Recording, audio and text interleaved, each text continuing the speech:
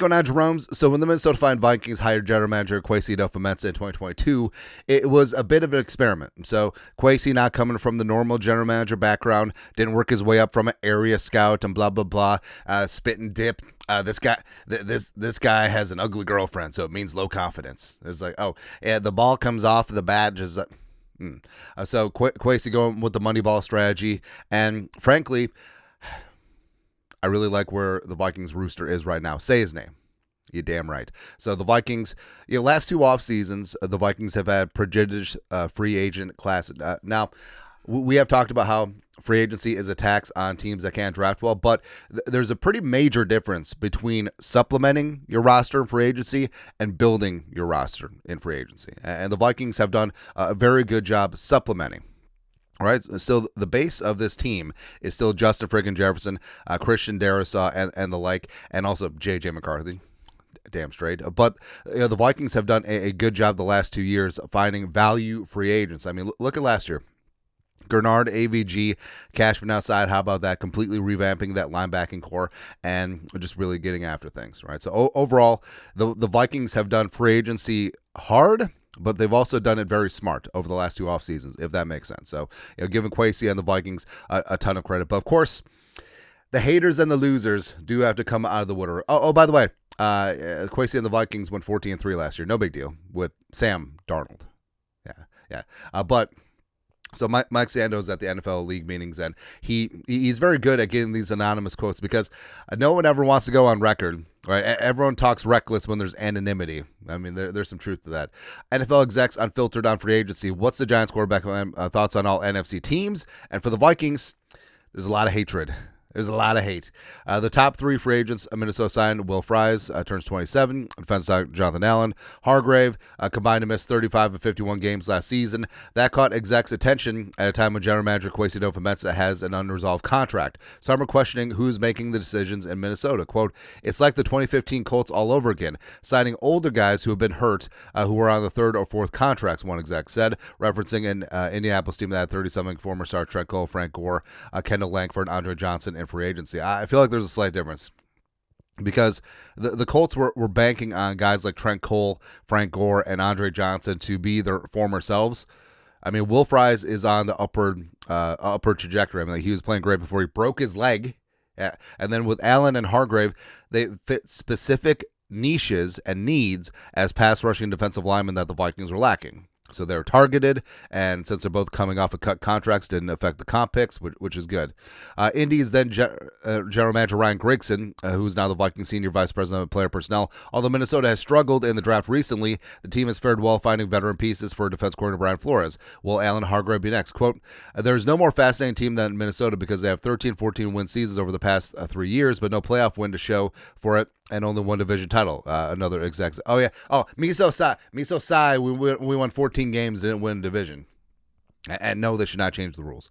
The head coach seems like a difference maker, a multiplier. If Kwesi does not get a new deal with that, they just promote Grigson. It's fascinating. It is not. It's not fascinating. Vikings owner Mark Wilf sought to squash such speculation at the league meetings, knowing that the organization has had very positive conversations with adofo-mensah regarding a new contract. He also indicated that there will be no shift in power dynamic between head coach and GM, but until a new deal is in place, people will wonder, which is fine. You can wonder. It's not going to happen.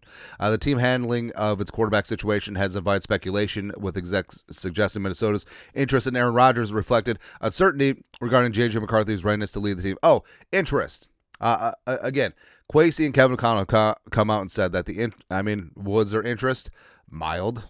Was there intrigue? Sure. But again, they check everything. And again, as Kevin O'Connell let the cat out of the bag, the Vikings didn't call Rodgers. Rodgers called the Vikings. All right, so there's a pretty major difference there. And again, this goes back to the Athletics' malfeasance in making a mountain out of a molehill. I mean, guaranteed this exec doesn't have inside knowledge of the Vikings and the quarterback situation, but he probably just read the headlines. Oh, the Vikings were in on Rodgers, so that means that J.J. McCarthy must be garbage. Blah, blah, blah. Rodgers, who turns 42 in December, now stands as a potential fallback option later in the offseason amid expectations he'll sign with Pittsburgh instead. Quote, "You cannot build a team with old players, especially old players who have been cut because they were hurt," the first exec said. Oh, really? It seemed to work out last year, right? And this just seems like jealousy.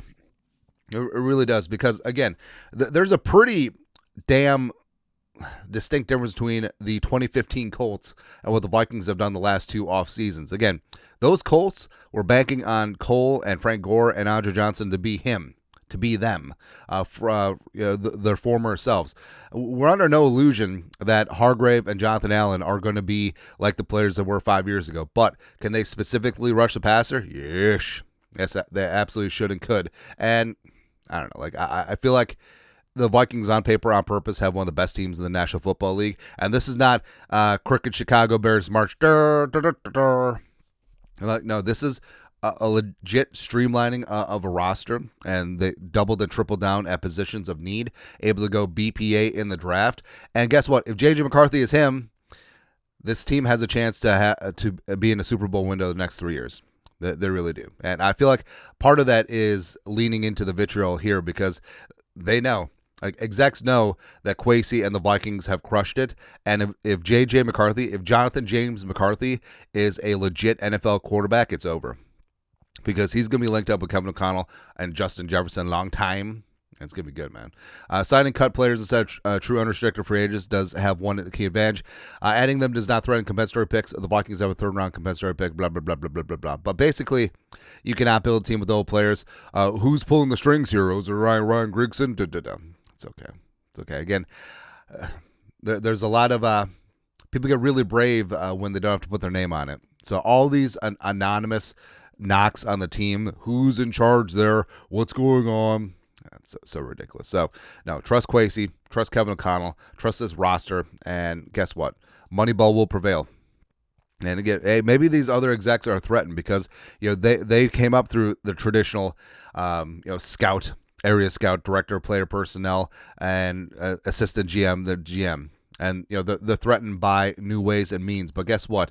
The Vikings won 14 games last year with frickin' Sam Darnold. This year, doubling down on the trenches, doubling down on pass rush, doubling down on corner, and also bringing back Aaron Jones and getting Jordan Mason. It's really damn good.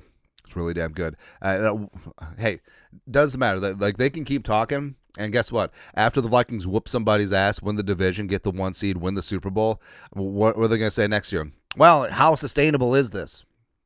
It's ridiculous. It's okay, man. Anyways, your thoughts are thoughts. Mike Sando assembled some anonymous quotes from anonymous execs hating on the Vikings. Whatever. Let us know your thoughts, our thoughts, comment section. You guys are the best to do. Skol, production value.